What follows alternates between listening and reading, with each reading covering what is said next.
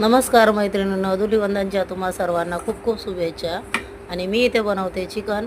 मस्त अर्धा kilo chicken आणले. मस्त एक कांदा कापून घेतला आहे, एक टोमॅटो कट करून घेतला आहे, एक शेवग्याची शेंग पण आहे आणि थोडीशी कोथिंबीर आहे.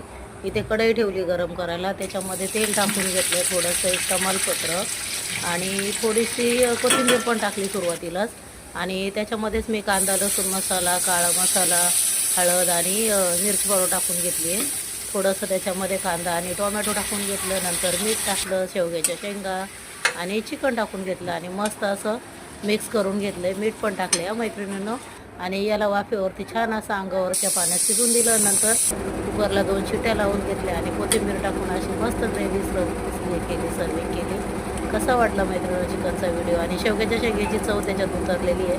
खूप छान लागतं. नक्की तुम्ही ट्राय करून बघा. थोडंसं वाटण पण घालू शकता याच्यामध्ये, म्हणजे ग्रेव्ही जास्त होईल. चला